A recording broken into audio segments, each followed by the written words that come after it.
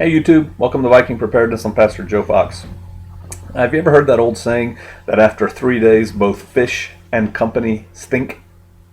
It's a bit crude, but there's a lot of truth to it, isn't there? Have you ever had somebody spend, a couple days at your house, in-laws or friends or whatever, and after about 3 days, you're kind of ready for them to, get on down the road? Or same token, have you ever stayed at somebody's house and again, after about the same amount of time, it's like, yeah, maybe it's time for us to hit the road.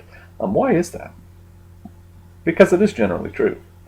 I've been thinking about that, and what I've come up with is this: we wear a mask, right? We don't show people our true selves a lot of the time, and when we have that mask on 24/7, when we come home to our living room after being out in the world with our mask on, and then we're sitting with our guests, we got to keep the mask on. After about 72 hours, that starts getting old. We just want to be us, and I think an easy solution to that is just be yourself. Be yourself all the time, and just let people like you or not. Let people accept you or not, because really it doesn't matter what people think about you. It matters what he thinks, right? And we know that intellectually, but we still, because we're human and we want people to like us, we want to fit in, we put on this mask, and so it becomes uncomfortable. Another reason that it becomes uncomfortable after about 3 days is the lack of communication. We don't talk to people. When something's bugging us, we think, oh, I shouldn't tell them that. I want to be nice. I want to be the nice host. I want to be the nice guest. And so we're afraid to just communicate and say, hey, I'd really like it if you didn't leave your shoes in the living room when you go into the guest room to sleep, because we don't do that in our house. That's our rule. But you don't do it. And so instead you just kind of put up with it. And after about 3 days, it starts to wear on you. And so again, just be yourself, I think, would help that a lot. Just communicate straightforward and true and say, hey, this is what the rules are. And so that kind of is the introduction to what I want to talk about today, and that's house guests. What do you do at your house for guests? If you have somebody sleep over, my daughters used to have sleepovers, and little girls would sleep up in their room. Okay, that's easy. My in-laws would come and we'd kick a kid out of their bedroom and put the in-laws in their room, and then they started feeling uncomfortable with that and probably didn't like the 3 days with, the foxes. And so, they stay in a motel where they get some downtime, and that's cool. I get that. But where do you put guests? And how do you deal with those guests? When guests show up, do you give them a set of towels and the soap and say, here's the bathroom, and, dun, dun, dun, dun, or how do you handle that?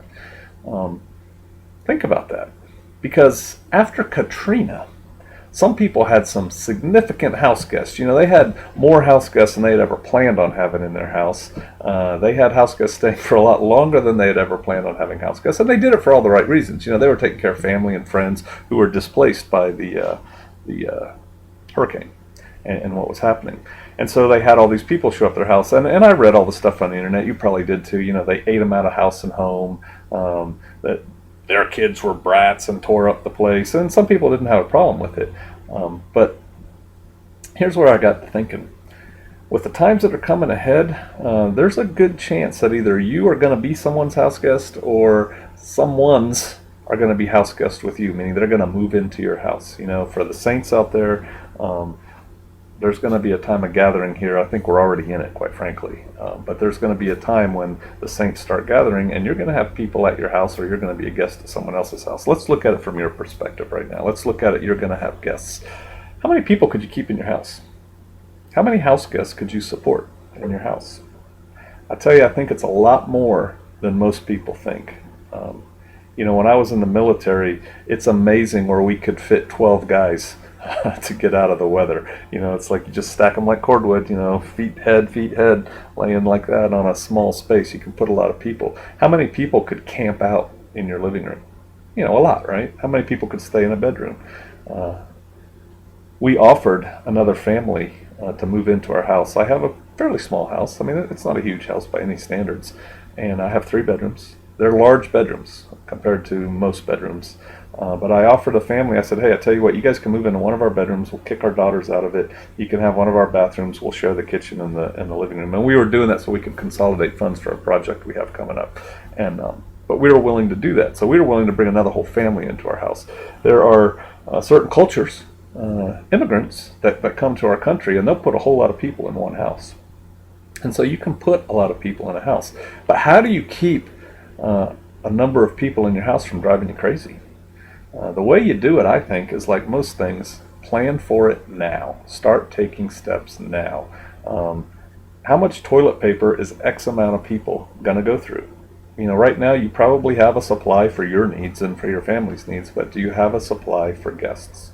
How much food are you going to go through when suddenly there's 10 other people living in your house? And you say, "Oh, Joe, that'll never happen." I'm telling you, it might, it could.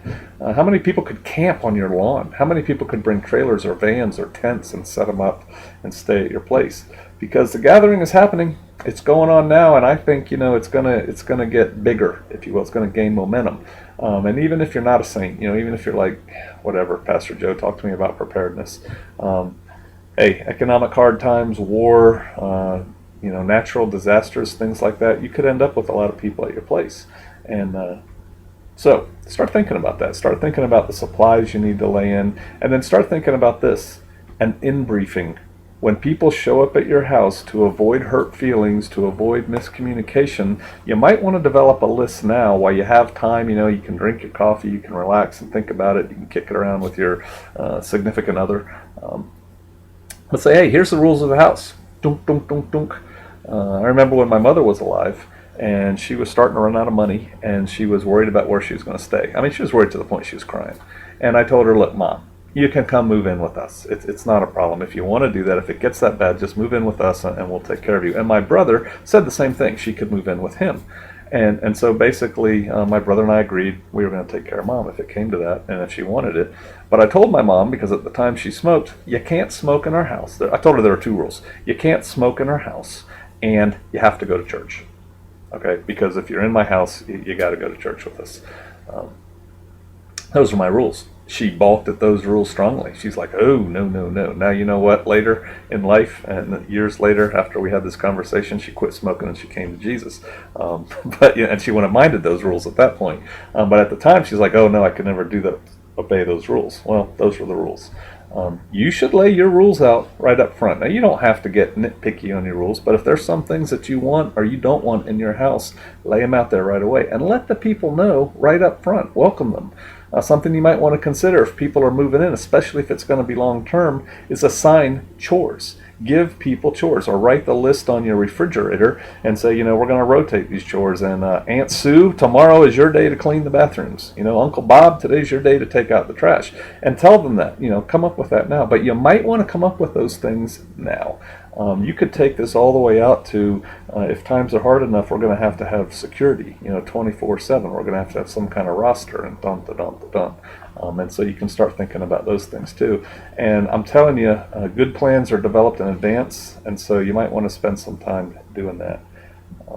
I've been working with a couple different groups of people for about the last 2 years on the whole concept of intentional community, forming a community, and what do we need to do, what goes into that, what doesn't go into that, And one of the things we talked about is, how do people move on to a community? Work with me here. Because if you're living in a house that all of a sudden 4 families end up camping out and using your gas grill to cook, you've just formed an instant community, right? And so how do we transition people in? And we were talking about, well, we might want to, when we form the community, start with temporary structures ourselves, like maybe buy some single wide trailers or some camper trailers like the one you've seen videos of that I'm trying to fix up. And so we'll go move into these camper trailers or these single wide trailers or big nice tents, and then while we live in them, build our houses, and then we'll vacate those temporary shelters, and then that will free them up for other people coming into the community. They can live in those temporary shelters, build their houses, and so on. And so there's this flow, this system. And I still like that idea, but I recently talked to some saints in the Pacific Northwest, and they had a slightly different approach on it, which I'm still thinking about in my head. And that's this: they built, when they moved to their community, and maybe they had more money when they did it than I do. But when they built their houses, they built houses with large bedrooms. And they built houses with large bedrooms with the mindset, thinking ahead, that those bedrooms could become housing for entire families. In other words, the one guy I was talking to, I think he said 3 or 4 bedrooms, but he said they were large. And he said if needed to, a whole family could move into one of those bedrooms. And so you have a mini apartment complex, family goes in that room, family goes in that room, family goes in that room. We share the bathrooms, the kitchen, and the living room kind of thing. There's some merit to that. I don't know what the cost benefit analysis is if we're going to build bigger rooms on the house versus, we're going to get these temporary structures. Something to think about though. I know a lot of you aren't building new houses now, but you might be. Some of you might be in the process of building houses, and if you build your house with the thought to, I may be hosting a bunch of people, you might be able to take some steps now. Joel, what is his name? Secure Home. Joel Skousen. He has a really good book. It's very expensive, but it's called Secure Home, and he addresses things similar to this. I recommend it. I recommend it as a read. If I was at home right now, I'd hold the book up and show it to you. But that has some ideas on when you design a house. So hey, start thinking about that. Start thinking about entertaining guests, hosting guests. Start thinking about it maybe long term. What things do you have to lay in? What rules would you need? What policies would you have to enact in your house? And maybe think about designing the checklist now, so that you don't have to think about that when there's a beep in the driveway and there's 4 cars with 4 U-Haul trailers behind them, and people are saying, "Oh, I'm so glad you have a house," and they move in. It might be a good time to have a meeting about 5 minutes later. All right, take care. God bless, and I'll see you out there.